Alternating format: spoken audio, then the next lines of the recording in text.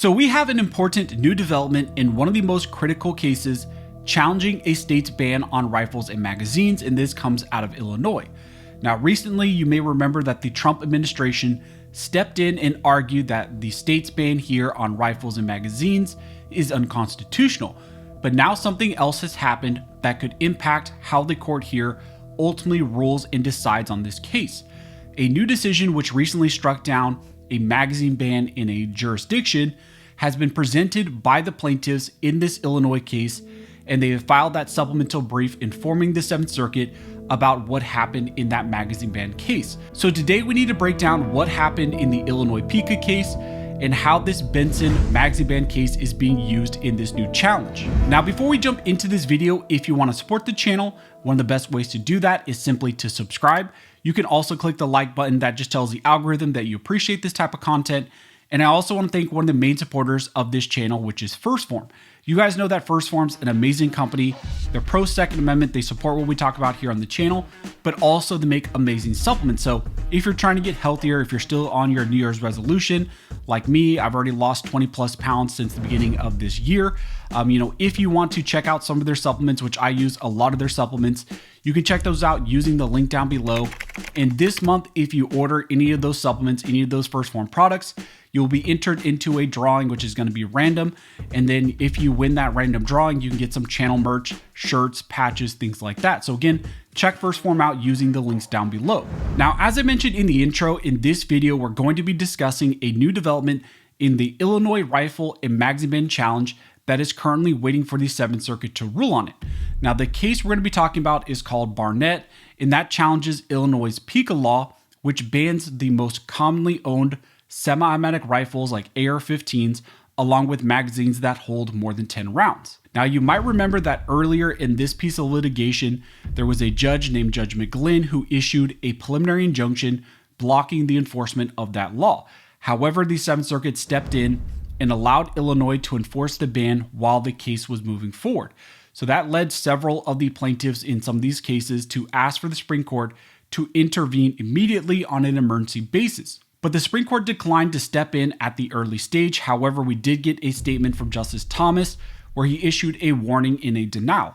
He said that if the 7th Circuit ultimately allows Illinois to ban America's most common civilian rifles, essentially the Supreme Court can and should review that decision once the case reaches the final judgment. So even though the court denied review to that case, denied review to the Illinois PICA cases, they did send a clear message to the lower courts and essentially said if they continue to play around, the Supreme Court will eventually step in. Now, on the merits of this case, you had Judge McGlynn issue his ruling, and he found that the Illinois rifle and magazine bans do in fact violate the Second Amendment. And that finding was essentially that these firearms and magazines are commonly owned for lawful purposes and therefore are protected arms. Illinois appealed that decision once again to the 7th Circuit, where the case was recently argued in front of the court. Now, during those arguments, the Trump administration also stepped in, so they stepped up in favor of the Pro-2A side, essentially supporting the plaintiffs in arguing that the Illinois ban does violate the Supreme Court's directives in Bruin, and that the firearms like the AR-15s are clearly protected arms under the Second Amendment. The judges also, during those oral arguments, pushed back against Illinois' attempt to challenge Judge McGlynn's factual findings, noting that the appellate courts generally do not reweigh evidence developed by the trial court. So that's where the case stood procedurally. The case was sitting after the oral arguments, after the 7th Circuit heard those arguments, and we're waiting to see how the 7th Circuit ruled. But now we have a brand new development that could influence how the 7th Circuit looks at the magazine ban portion of this case. The plaintiffs in the PICA challenge have now submitted a supplemental brief pointing to the outcome of the DC Court of Appeals ruling in the Benson case. So as you may recall, on March 5th, the DC Court of Appeals issued a decision called Benson versus the United States. And in that case, the court struck down Washington, D.C.'s ban on magazines capable of holding more than 10 rounds. The court held that magazines of all capacities are protected arms under the Second Amendment because they facilitate armed self-defense.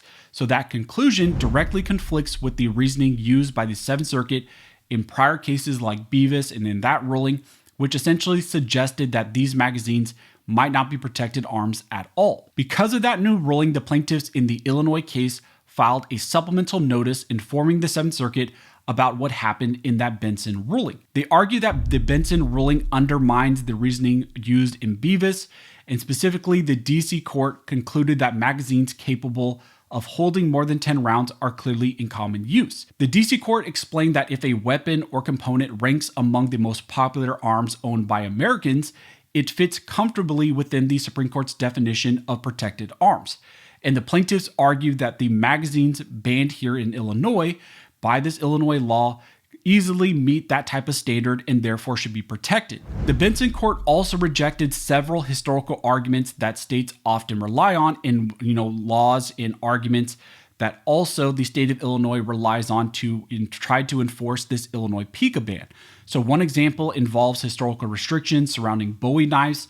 Illinois has pointed to those laws as supposed historical analogs for their type of ban, but the Benson court explained that even when states regulated Bowie knives historically, they did not ban them outright. And that matters under the Bruen Supreme Court test because, that Bruen test requires that the modern regulations resemble historical ones, not just in the purpose, but also in how they operate. Because historical laws did not impose blanket bans, the court concluded in DC that those analogs did not justify banning magazines outright today. So the petitioners in the Illinois Pica case argue in their supplemental brief that the DC Court of Appeals held that just as handguns cannot be banned because they are the most preferred type of firearm in the nation, the 11 plus magazines that tend to accompany them are the most preferred type of magazines and likewise cannot be outright banned. So the Benson decision now adds another major development in the national debate over rifle and magazine bans. Courts across the country are now reaching very different conclusions about the same constitutional question. Are magazines protected arms? And also what qualifies as common use? And also whether states can ban firearms and magazines that millions of Americans lawfully own and possess. So the Seventh Circuit now has to consider that new development as it decides what they want to do in this Illinois case, because again, like I mentioned, a supplemental brief has been submitted to the Seventh Circuit pointing to the Benson ruling and saying that the Seventh Circuit needs to take this into account. The state of Illinois will likely now fire back a reply to that Benson supplemental brief, and I suspect that they will argue in the same way that California did in the Duncan case. They will likely say that the Benson case is not 100% final yet procedurally, and because of that, the Seventh Circuit should simply ignore that ruling and disregard it and rule the way that they want. So all of this, increases the stakes in that Seventh Circuit ruling here with dealing with Pica. Now we have some new additional movement in this case. We had simply been waiting to see what the Seventh Circuit said. It had kind of been in a holding pattern. We hadn't heard much, but now supplemental briefs are flying in that case. Additional support is being filed in that case to try to push the Seventh Circuit to look at the DC Court of Appeals ruling and essentially follow that rationale to strike down at the very least the portion of the magazine bans. So that's what's currently happening. That's the new development. I will let you guys know as it develops because like I said, I anticipate that Illinois, of course, will fire back a reply saying that that should be ignored. But as we get more information, as it develops more, I will let you guys know. If you like this video and you'd like to support the channel, one of the best ways to do that, of course, is to like, comment, and subscribe. All of those things help to fuel the algorithm and just tells the algorithm that you appreciate this type of two-way content, and so it shares it with more people.